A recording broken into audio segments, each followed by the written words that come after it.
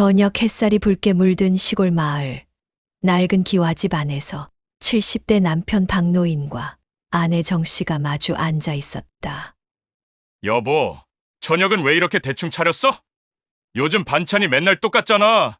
남편의 퉁명스러운 목소리에 아내는 말없이 밥그릇만 밀어주었다. 평생 가족을 위해 일하고 밥해왔지만 돌아오는 건 잔소리와 무심함 뿐이었다. 그날 밤 남편은 동네 문화센터로 발걸음을 옮겼다. 요즘 그림을 배우기 시작했는데 그곳에서 만난 강사 이미숙이 그의 마음을 흔들고 있었다. 미숙은 60대 후반이지만 세련된 차림과 밝은 웃음으로 주변을 환하게 만드는 사람이었다. 박 선생님, 지난번에 그리신 풍경화 정말 멋졌어요. 색감이 아주 대담하시더라고요. 칭찬 한마디에 남편의 얼굴은 금세 붉어졌다. 집에서는 듣기 힘든 따뜻한 말이었다. 그는 점점 문화센터에 가는 시간을 늘렸고 집에 돌아오는 시간은 늦어졌다. 아내는 이상함을 눈치챘다. 당신 요즘 왜 이렇게 늦게 와? 어디 갔다 온 거야? 문화센터 좀 갔다 온 거지. 뭐가 문제야? 남편의 차가운 말투에 아내는 더 이상 묻지 못했다.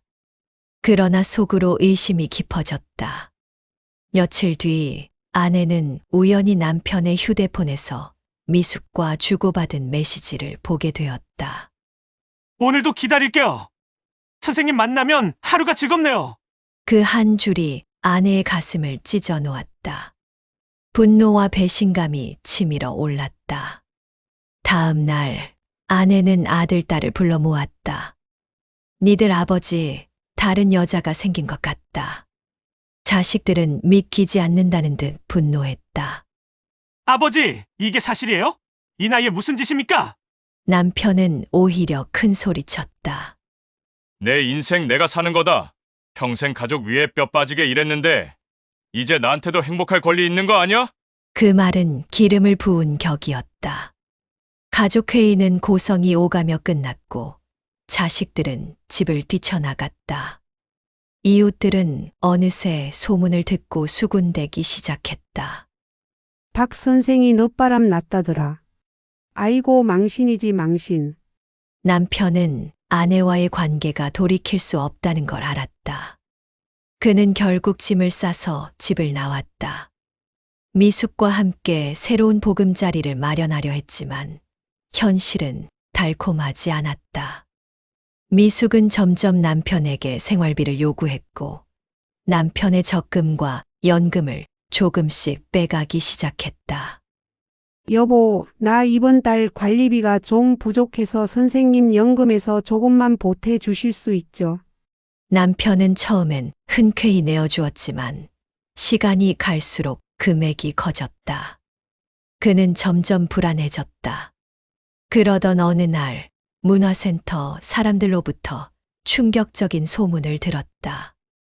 미숙이 또 다른 남성과도 만난다는 것이었다. 그 여잔 원래 그래요. 여기저기 잘 보이고 돈도 좀 받아내고 박 선생님도 조심하셔야 해요. 남편은 믿을 수 없었다.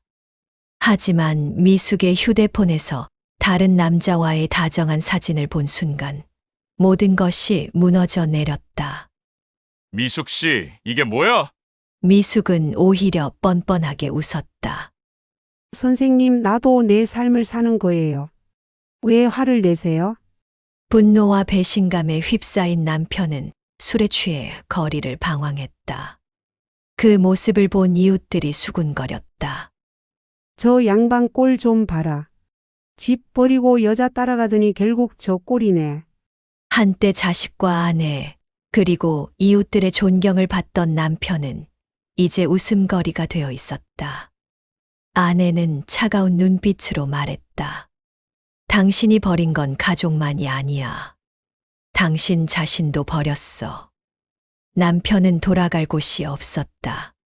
집도 가족도 사랑도 잃어버린 그는 낡은 여관방에 홀로 앉아 눈물을 흘렸다. 창밖에는 비가 쏟아지고 있었다. 남편은 여관방 침대에 앉아 떨리는 손으로 술잔을 들었다. 쓴 소주가 목을 타고 내려갔지만 마음속 공허함은 메워지지 않았다. 내가 왜 이 지경까지 온 거야? 그의 눈가에는 눈물이 맺혔다. 그 시각 아내 정씨는 집에서 홀로 앉아 있었다. 창밖을 보며 속으로 중얼거렸다. 저 사람 평생 내가 어떻게 살아왔는지도 몰라주고 결국 저 꼴이 났구나. 그녀의 마음엔 분노와 안도감이 동시에 자리했다. 더 이상 상처받지 않아도 된다는 해방감과 그래도 평생을 함께한 사람에 대한 연민이 뒤섞였다. 며칠 후 남편은 미숙을 다시 찾아갔다. 미숙 씨, 우리 다시 잘해보자. 난 당신밖에 없어. 하지만 미숙은 차갑게 대답했다. 선생님, 미안해요. 저 이제 다른 사람이랑 살기로 했어요. 선생님은 나한테 좋은 추억이었을 뿐이에요. 그 말은 남편의 마지막 자존심까지 무너뜨렸다. 추억? 난 내 전부를 걸었는데.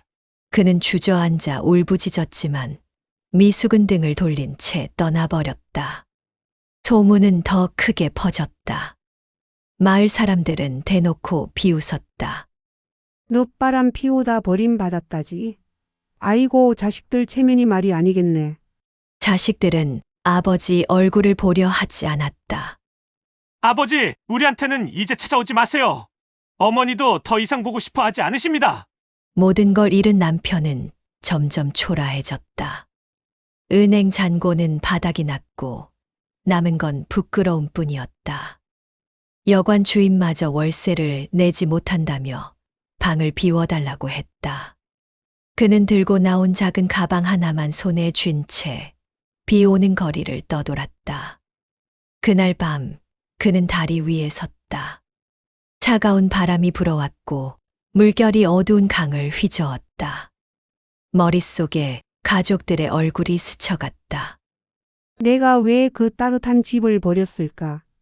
그러나 뒤늦은 후회는 아무 의미가 없었다.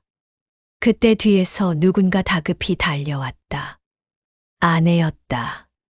당신 뭐 하는 거야? 내려와. 그녀의 얼굴은 눈물로 얼룩져 있었다. 이런 꼴이라도 그래도 당신은 내 남편이야. 죽으면 안 돼.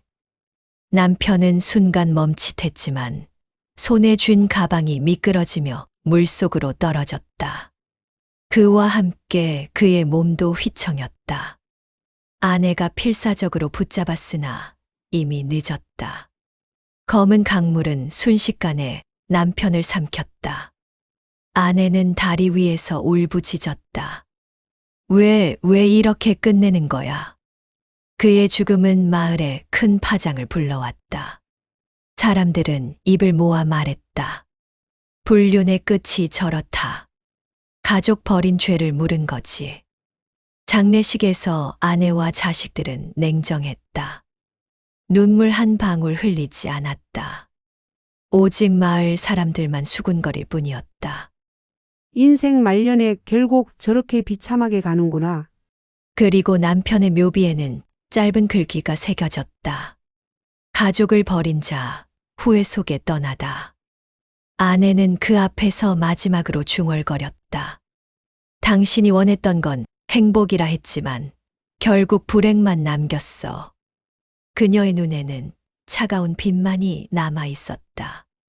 그렇게 황혼의 불륜은 한 남자의 삶을 무너뜨렸고 남은 가족들에게는 씻을 수 없는 상처와 분노만 남겼다.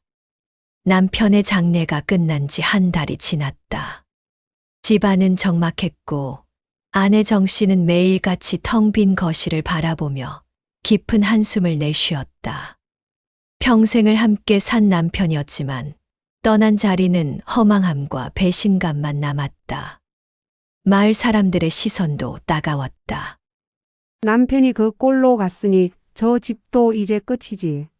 수군거림이 들려올 때마다 가슴이 찢어졌지만 정 씨는 고개를 숙이고 집 안으로 들어갈 수밖에 없었다.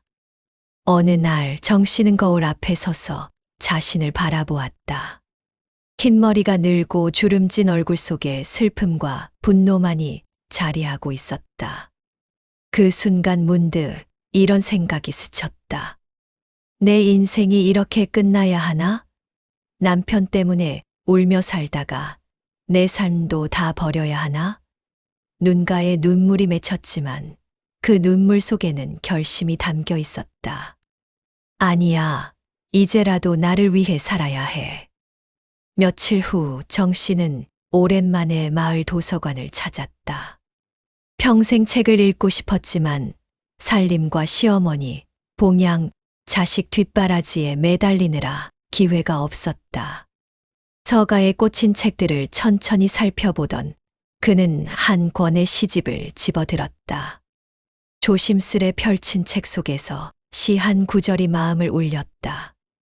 늦게 핀 꽃일수록 더 아름답다. 정 씨는 눈시울이 뜨거워졌다. 그날 이후 도서관 독서 모임에 나가기 시작했다. 처음엔 어색했지만 함께 책을 읽고 이야기를 나누는 시간이 점점 즐거워졌다. 정 여사님, 목소리가 참 고우시네요. 다음 모임 때는 시 낭송 한번 해보시면 어떨까요? 누군가 건네는 따뜻한 말에 정 씨는 얼굴이 붉어졌다. 오랜만에 들은 진심 어린 칭찬이었다. 조금씩 용기를 얻은 정 씨는 문화센터에도 발걸음을 옮겼다. 이번엔 노래 교실이었다. 강사가 건반을 두드리며 말했다. 자, 오늘은 고향의 봄을 다 같이 불러봅시다. 맑은 피아노 소리에 맞춰 목소리를 내자 묵혀있던 감정이 터져 나왔다. 처음엔 목이 메어 소리조차 제대로 나오지 않았지만 곡이 끝날 즈음엔 눈물이 흘러내렸다. 괜찮습니다. 노래는 원래 마음을 씻어주는 거예요. 강사의 위로에 정 씨는 고개를 끄덕였다. 변화는 서서히 찾아왔다. 집 안에 꽃을 들이고 거울 앞에서 머리를 단정히 빗는 일이 일상이 되었다. 아침에 창문을 열며 오늘은 무엇을 배울까라는 설렘이 생겼다. 이웃들의 시선은 여전히 곱지 않았다. 저 할망구 남편 죽더니 신나게 돌아다니네. 하지만 이제 정 씨는 흔들리지 않았다. 마음속으로만 중얼거렸다. 그래, 나는 이제부터 내 인생을 사는 거야. 자식들도 처음에는 불만을 드러냈다. 엄마, 그냥 집에서 조용히 지내시면 안 돼요? 하지만 시간이 지나며 어머니의 달라진 얼굴을 보고 마음을 바꾸었다. 예전엔 늘 힘없이 앉아있던 엄마가 이제는 웃음을 되찾고 있었다. 손주들도 말했다. 할머니 요즘은 예뻐 보여요. 그 한마디에 정 씨의 가슴이 벅차올랐다. 드디어 어느 봄날 정 씨는 작은 결심을 실행에 옮겼다. 평생 꿈꾸던 작은 찻집을 열기로 한 것이다. 집 마당 일부를 개조해 여민다방이라는 간판을 걸었다. 모두와 마음을 나눈다는 뜻이었다. 첫날은 긴장이 되었지만 마을 사람들이 하나둘 찾아왔다.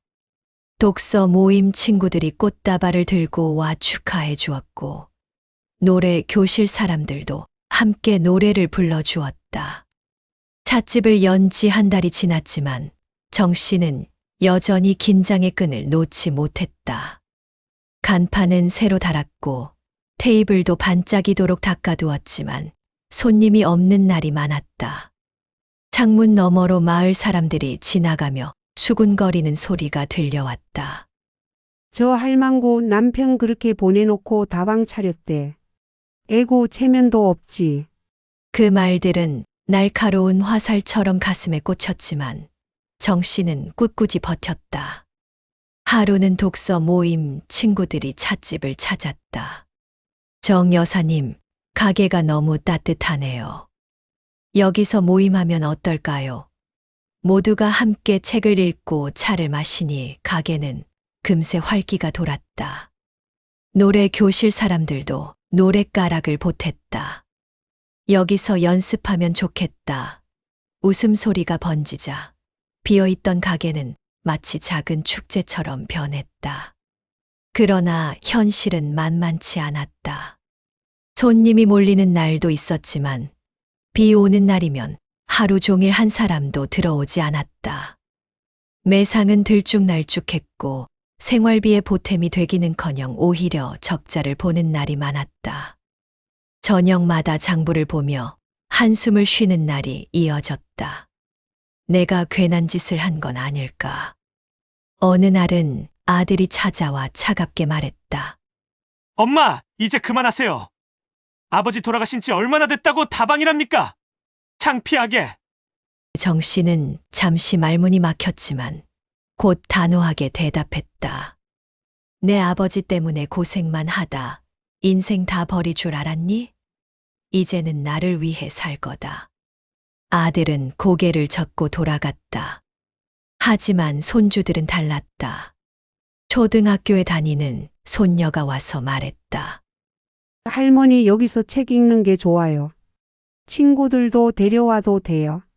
그 말에 정 씨는 눈시울이 붉어졌다. 아이들의 맑은 웃음이 가게를 채우자 다시 힘을 낼 수 있었다. 이웃의 험담은 계속되었다. 그 집 아줌마 늦바람 난 거 아니냐?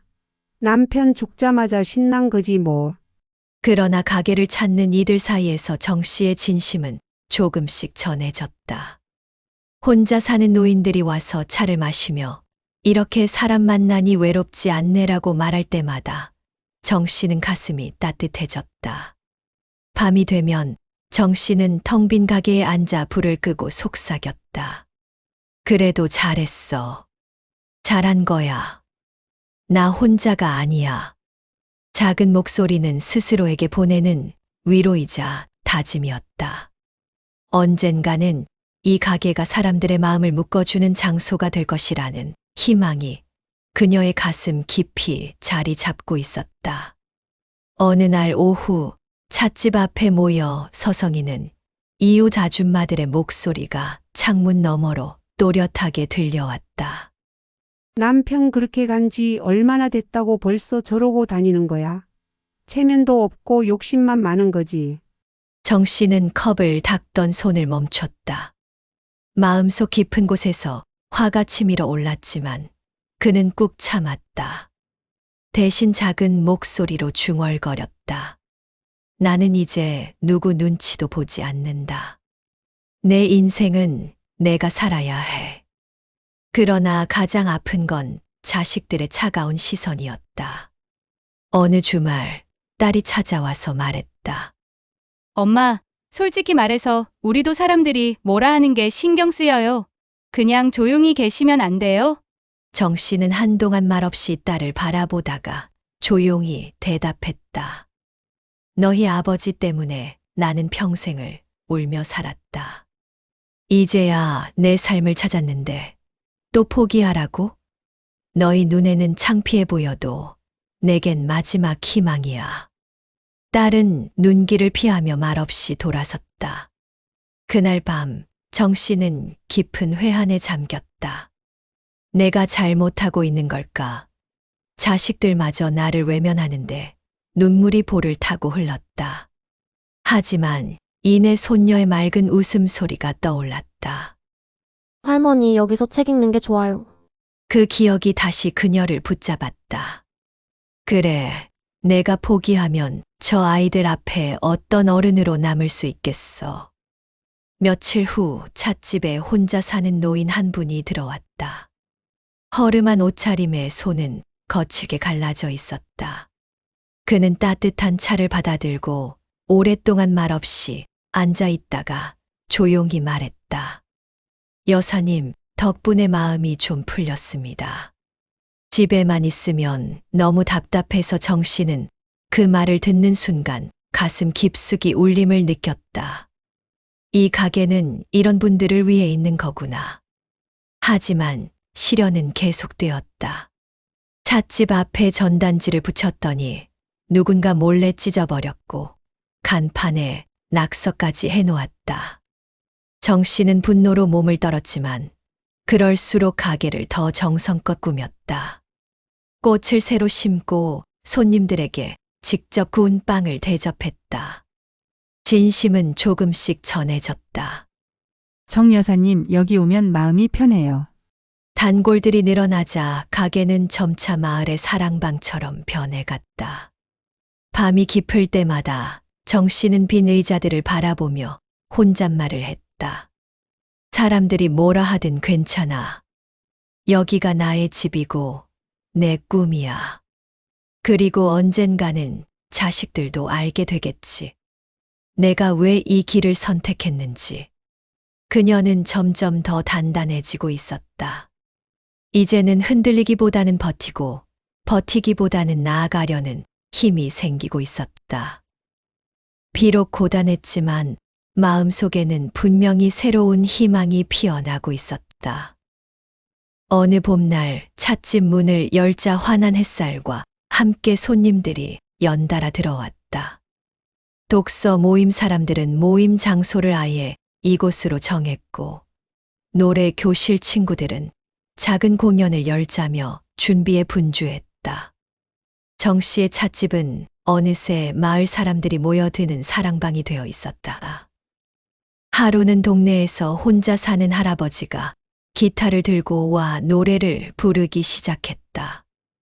낮게 울리는 목소리에 모두의 눈가가 촉촉해졌다. 이런 데가 있어서 얼마나 다행인지 몰라요. 그 말에 정 씨는 눈시울이 뜨거워졌다. 가게는 단순한 다방이 아니라 외로운 마음들이 모여 서로를 위로하는 공간이 되고 있었다. 손님들이 늘어나면서 찻집은 점점 활기를 띠었다. 학생들은 공부를 하러 와 차 한 잔을 마셨고, 젊은 부부들은 아이와 함께 와서 따뜻한 시간을 보냈다. 정 여사님, 여기 오면 이상하게 마음이 편안해져요. 이런 말들이 쌓일수록 정 씨는 자신이 옳은 길을 가고 있다는 확신을 얻었다. 그러나 마을 사람들 모두가 호의적인 것은 아니었다. 일부는 여전히 시기와 질투로 뒷말을 퍼뜨렸다. 저 집이 요즘 잘 된다더라. 돈 맛을 보니 더 신이 났겠지. 하지만 정 씨는 이제 그런 말에 흔들리지 않았다. 사람들의 혀는 막을 수 없지만 나는 내 길을 간다. 마음속 다짐이 그녀를 더 강하게 만들었다. 어느 날 저녁 찻집에 모인 사람들과 함께 작은 낭독회를 열었다. 손님들이 돌아가며 책 속의 구절을 읽었고, 정 씨도 용기를 내어 목소리를 냈다. 그녀의 떨리는 목소리가 가게를 가득 메웠다. 늦게 핀 꽃일수록 더 아름답다. 모두가 박수를 보냈다. 그 순간 정 씨는 자신의 삶이 결코 늦지 않았음을 깊이 깨달았다. 자식들도 조금씩 변하기 시작했다. 멀리서 엄마의 소식을 듣던 딸이 다시 찾아왔다. 가게 안에 웃음과 노랫소리가 가득한 것을 보자 눈에 눈물이 맺혔다. 엄마, 내가 틀렸어요. 엄마가 이렇게 행복해 하는데 내가 왜 그걸 막으려 했을까요? 정 씨는 딸의 손을 꼭 잡았다. 너도 이제 알겠구나. 엄마도 여자로서, 사람으로서 살 권리가 있다는 걸. 두 사람의 눈물이 맞닿으며 얼었던 마음이 녹아내렸다. 며칠 뒤 아들이 조심스레 찻집 문을 열고 들어왔다. 그동안 차갑게만 굴던 얼굴이었지만 오늘은 왠지 모르게 망설임이 묻어 있었다. 엄마, 잠깐 얘기 좀 할 수 있을까요? 정 씨는 놀란 눈빛으로 아들을 바라보며 자리를 권했다. 아들은 가게를 둘러보며 낮은 목소리로 말했다. 엄마, 그동안 제가 너무 무심했어요. 아버지 일 때문에 우리 가족이 다 힘들었는데 전 그저 엄마가 조용히 계시기만 바라던 것 같아요. 그런데 지금 보니까 엄마가 여기서 웃고 있는 게 저도 괜히 마음이 편해지네요. 정 씨는 순간 눈물이 핑 돌았다. 그래, 나도 너희 체면 때문에 힘들다는 걸 알았지. 하지만 내가 이 나이에 주저앉아 울고만 있으면 내 삶은 아무 의미도 없어. 이제라도 내 삶을 살아야겠다 싶더구나. 아들은 고개를 끄덕이며 엄마의 손을 잡았다. 엄마, 미안해요. 앞으로는 제가 도울게요. 그날 이후 아들은 주말마다 찻집 일을 거들었다. 커피 머신을 다루는 법을 배우기도 하고 가게 홍보 전단을 직접 만들어 마을에 돌리기도 했다. 손님들이 아드님이 도와주니 든든하시겠어요라고 말할 때마다 정 씨는 마음이 뿌듯했다. 시간이 흐르며 찻집은 점점 마을 공동체의 중심으로 자리 잡았다. 혼자 사는 노인들이 모여 앉아 함께 식사를 나누고 아이들은 방과 후 이곳에 모여 숙제를 했다. 가게 한쪽 벽에는 손님들이 남긴 짧은 글귀들이 빼곡히 붙었다. 여기 오면 외롭지 않아요. 정 여사님 덕분에 살아갈 힘을 얻습니다. 그 글들을 읽을 때마다 정 씨의 가슴은 따뜻해졌다. 가을이 되자 마을에서 작은 축제를 준비했다. 축제위원회는 자연스럽게 정 씨의 찻집을 중심지로 삼았다. 사람들은 모여서 공연을 연습하고 아이들은 벽에 그림을 그리며 놀았다. 가게 앞마당은 늘 웃음소리로 가득했다. 축제 날 정 씨는 노래 교실 친구들과 함께 무대에 섰다. 관객들 앞에서 목소리를 내는 것이 처음이라 떨렸지만 그녀는 용기를 냈다. 이 노래는 제 인생을 다시 시작하게 해준 노래입니다. 그러고는 고향의 봄을 부르기 시작했다. 맑고 힘있는 목소리가 마을 회관을 울리자 사람들은 하나둘 눈시울을 붉혔다. 노래가 끝나자 뜨거운 박수가 쏟아졌다. 정 씨는 무대 위에서 깊이 숨을 내쉬었다. 그녀는 분명히 느꼈다. 이제 자신은 더 이상 남편의 그늘에 가려진 여인이 아니라 자신의 이름으로 당당히 살아가는 사람이라는 것을. 밤이 되어 집으로 돌아온 정 씨는 환하게 웃으며 거울 앞에 섰다. 잘했어. 정말 잘했어. 속으로 중얼거리며 눈가에 맺힌 눈물을 닦았다. 그것은 슬픔의 눈물이 아니라 자부심의 눈물이었다. 가을 축제의 마지막 무대는 정 씨의 차지였다. 무대 뒤에서 대기하는 동안 손이 떨리고 가슴이 쿵쾅거렸다. 내가 이런 자리에 서도 될까 속으로 중얼거렸지만 곧 손주들의 환한 얼굴이 떠올랐다. 할머니, 꼭 하실 수 있어요. 그 말이 힘이 되어 그녀는 무대로 걸어 나갔다. 무대 위에 서자 수많은 눈빛이 정 씨를 향했다. 순간 숨이 막히는 듯 했지만 그녀는 천천히 준비한 시집을 펼쳤다. 오늘 제가 낭독할 시는 늦게 핀 꽃입니다. 목소리는 처음엔 떨렸지만 점점 단단해졌다. 늦게 핀 꽃은 바람에도 흔들리지 않습니다. 더 깊이 뿌리 내렸기에 더 굳세게 피어납니다.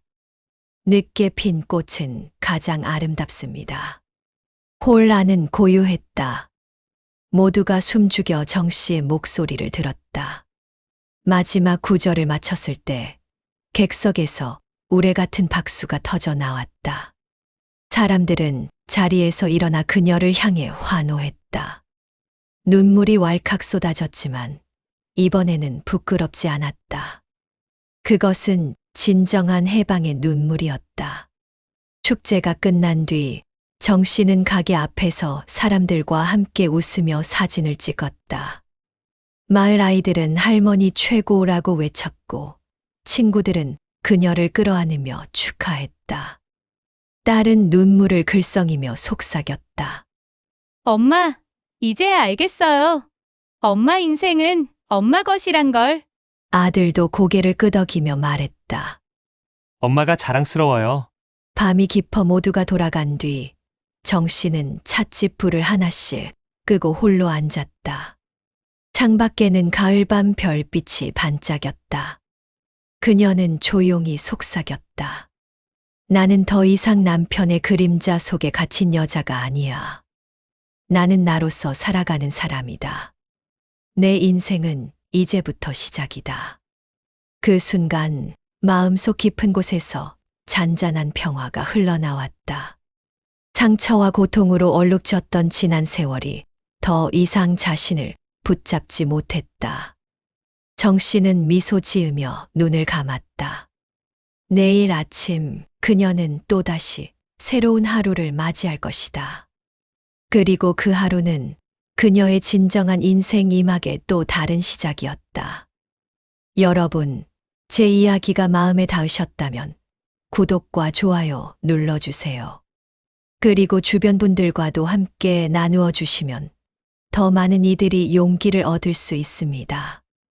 앞으로도 여러분의 삶을 응원하는 이야기를 들려드리겠습니다.